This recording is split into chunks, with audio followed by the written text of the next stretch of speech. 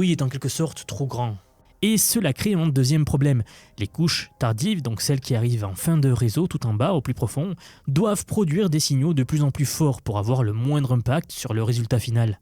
Elles doivent crier pour se faire entendre par-dessus le bruit accumulé. Le papier le montre très clairement, la magnitude des sorties de chaque couche croît de manière monotone avec la profondeur. Les dernières couches produisent des signaux énormes, pas parce qu'elles ont des choses plus importantes à dire, mais juste pour rester audibles. Bon, mais il suffit de pondérer les couches différemment, non? Mettre des coefficients devant chaque couche, réduire l'influence des premières et amplifier les dernières. Et effectivement, des chercheurs ont essayé. DeepSeek avait proposé MHC, d'autres ont essayé des chemins résiduels pondérés, des récurrences multiflux, etc. Bref, le papier les passe tous en revue, et le constat est toujours le même. Aucune de ces approches ne résout le problème de fond. Elles restent toutes prisonnières de la même logique.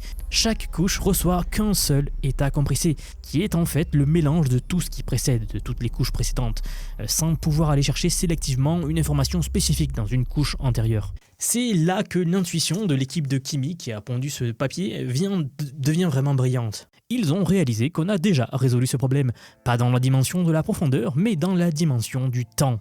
Avant les transformers, les modèles de langage utilisaient des réseaux récurrents, les fameux RNN. Ces modèles traitaient le texte mot par mot, en compressant tout ce qu'ils avaient lu dans un seul vecteur de mémoire. Et quand le texte devenait long, cette mémoire saturait. Le modèle oubliait tout simplement le début de la phrase en arrivant à la fin. C'est ce qu'on appelait l'amnésie. Vous vous en souvenez peut-être, c'était le tout début de l'IA, quand nous avions des chatbots tellement rudimentaires que c'était gros comme une maison, qu'ils n'étaient pas vraiment intelligents. Les transformers ont résolu ce problème en introduisant le mécanisme de l'attention, un terme que vous avez certainement déjà entendu dans l'IA, le fameux papier qui a donné naissance à l'IA, Attention is all you need. Je le répète, c'est ce qui a véritablement donné naissance à l'IA telle qu'on la connaît aujourd'hui. Les transformers vont faire que, au lieu de compresser toute l'information dans un seul état comme l'on faisait, chaque mot peut regarder directement n'importe quel mot précédent et décider lesquels sont vraiment pertinents dans la conversation. Sélectif, dynamique et adapté au contenu, c'est ce qui a rendu possible tout ce que l'on voit aujourd'hui dans le monde de l'IA. Et l'équipe de Kimi a fait le parallèle. Les connexions résiduelles classiques fonctionnent exactement comme un RNN, mais sur l'axe de la profondeur au lieu de l'axe du temps. Chaque couche va recevoir un seul état compressé qui mélange tout. Même problème, même amnésie, même saturation. Donc, même solution. Ils ont donc appliqué ce fameux mécanisme de l'attention à la profondeur du réseau. C'est ce qu'ils appellent l'attention résiduelle, le titre donc de ce papier scientifique. C'est un mot que l'on va beaucoup utiliser. Au lieu que chaque couche reçoive la somme aveugle de toutes les couches précédentes, ici, chaque couche dispose maintenant d'un vecteur de requête appris. Ce vecteur lui permet de consulter sélectivement les sorties de toutes les couches antérieures, de calculer des poids d'attention via un softmax, qui est un terme mathématique, et de construire son entrée comme une combinaison pondérée et dynamique de ses sorties. Un seul vecteur de dimension D par couche, un coût négligeable en paramètres. Concrètement, pour le dire très facilement, chaque couche peut maintenant poser la question suivante. De quoi j'ai besoin parmi tout ce qui a été calculé avant moi? Et elle obtient une réponse adaptée à ce qu'elle est en train de traiter. Non pas un mélange uniforme, mais plutôt une sélection ciblée. C'est vraiment un concept important à comprendre si vous êtes passionné par l'IA. C'est la même révolution que celle qui a fait passer les RNN aux transformers, donc ce qu'on a vu tout à l'heure.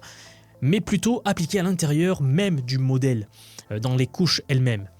Bon, j'espère que je suis assez clair, car c'est un petit peu plus technique que d'habitude, mais j'essaye de le rendre le plus clair possible pour le plus de gens possible. N'hésitez pas à me le dire ce que vous en pensez dans les commentaires. Bon, mais ayant dit cela, il y a tout de même un hic, et il est de taille. Les modèles d'IA de pointe aujourd'hui sont tellement gros qu'ils ne tiennent pas sur un seul GPU.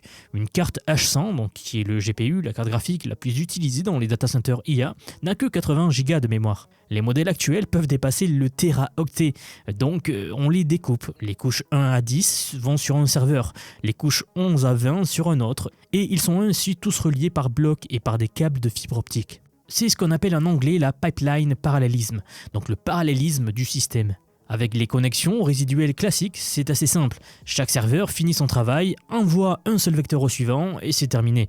Le flux est linéaire en quelque sorte, la communication entre serveurs est minimale. Mais avec cette nouvelle technique de l'attention résiduelle dans leur version simple, chaque couche doit pouvoir accéder aux sorties de toutes les couches précédentes, y compris celles qui sont sur d'autres serveurs. Alors forcément, le problème c'est que le trafic de données entre les serveurs explose. C'est pour ça que l'équipe nous dit avoir développé une variante pragmatique, les blocs d'attention résiduels. Alors, le principe c'est le suivant. On va regrouper les couches en blocs. À l'intérieur de chaque bloc, les sorties sont agrégées par addition classique en une seule représentation de bloc, et l'attention intercouche ne s'applique qu'entre ces blocs-là, et non pas entre chaque couche individuelle. Autrement dit, c'est maintenant déployable. Ce n'est plus un truc de labo qui marche sur des jouets. C'est conçu pour tourner sur les mêmes infrastructures que ChatGPT, Gemini, Claude, Grok, etc. Vous vous en doutez, les résultats sont à la hauteur de l'ambition. L'équipe a alors testé leur méthode sur 5 tailles de modèles différentes.